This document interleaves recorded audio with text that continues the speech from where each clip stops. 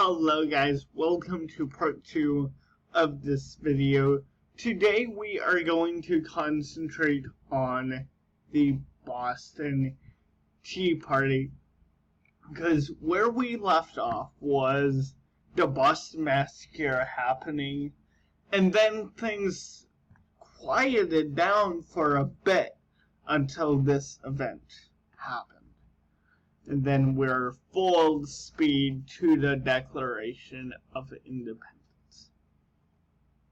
In 1773, the British East India Tea Company faced bankruptcy. More than 17 million pounds of tea sat idle in warehouses, in part because American boycotts and smuggling damaged the English tea industry.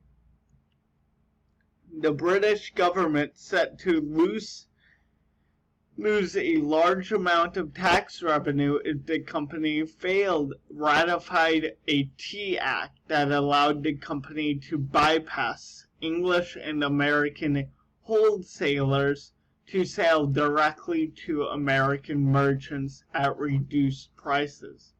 The act undercut American smugglers and angered other colonists who believed the British were using the low prices to trick them into paying the tea duty. Business owners worried that if Parliament could grant the East India Tea Company a monopoly on the colonial market, it could control all American commerce. So they were worried that the English might interfere with these commerce, with the commerce that the colonies had built up for a while. The Tea Act renewed the colonists' resentment towards Parliament and prompted them to protest the British regulations. Mobs lined the ports in New York and Philadelphia and refused to allow the crew of the British ships to unload their tea cargo. The governor of New York declared that the tea could be unloaded only under the protection of the point of the bayot and muzzle of the cannon. So they'll have to protect them because the colonists were in raging mobs trying to prevent them from getting on American soil. The citizens of Boston took a different approach to prevent the British ships from landing their cargoes. Massachusetts Governor Thomas Hutchinson was determined to force the issue in an effort to exert royal authority over the rebels. He ordered the 3 tea ships to remain docked in Boston Harbor until their cargoes were unloaded. During the night of December 16, 1773, Samuel Adams and about 50 members of the Sons of Liberty disguised themselves as Indians and boarded the 3 ships. Onlookers huddled in groups on the dock and watched the band of colonists dump several hundred chests filled with tea into Boston's harbor. Colonists expressed mixed reactions to their countrymen's defiant actions. Many citizens, such as Boston's own John Adams, cheered the bold gesture. Others, including Benjamin Franklin, were shocked at the destruction of private property. The people who condemned the rebellious actions in Boston Harbor believed that it threatened the existence of a civil society. They also feared that the outburst would bring severe repercussions from Parliament. Yes, it did bring severe repercussions from Parliament that we'll discuss in a second.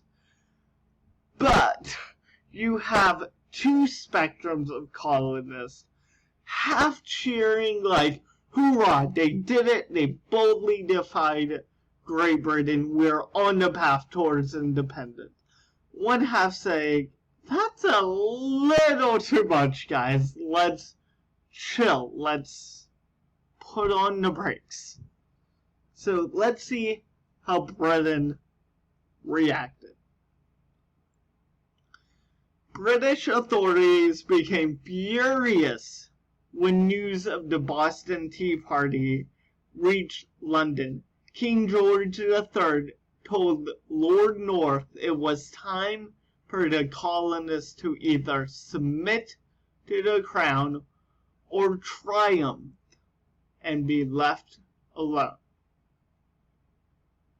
The Prime Minister was equally determined to test of Americans' mettle and pressed Parliament to pass a series of measures to discipline the colonists.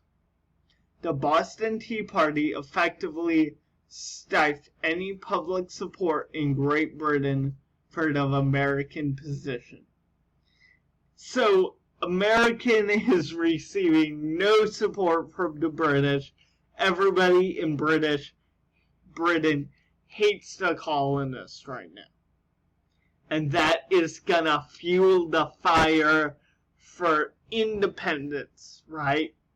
In 1774, Parliament enacted 4 laws, collectively known as the Intolerable Acts, designed to tighten British control over the colonists. The Boston Port Act closed the city's harbor to all commercial traffic until the East India Company was paid for the destroyed tea. So, halting trade basically at the Boston Harbor, which was a major harbor for the colonists. The Massachusetts Government Act increased the governor's power, decreased the authority of the local town meetings, and made elective offices subject to royal appointment. So, almost destroying the self-government attitude in the colonists and what we believe as self-government in America to this day. The Quartering Act, which was applied to all American colonies, requiring citizens to house British soldiers when other living quarters proved inadequate.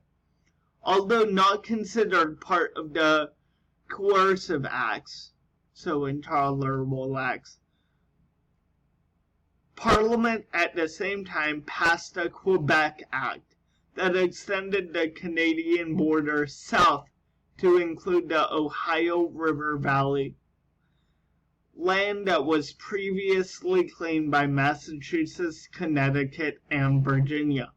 Many colonists were convinced that the 5 laws which they labeled the Intolerable Acts or the Coercive Acts directly threatened their liberty. So we see this standoff between America and Britain at the landmark. Lord North considered the colonies separate from each other and directed the coercive acts at Massachusetts as punishment for the Boston Tea Party.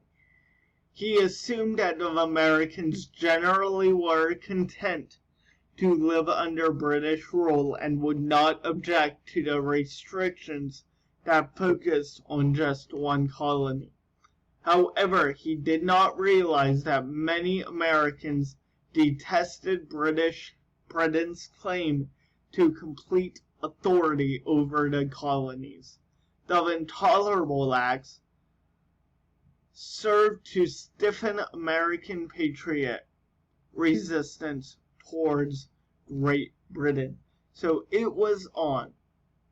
And next time we are going to look at the philosophy behind the American Revolution, talking about the Declaration of Independence and all that fun thing, and the social and political climate of the colonies at that time. So stay tuned for the next video.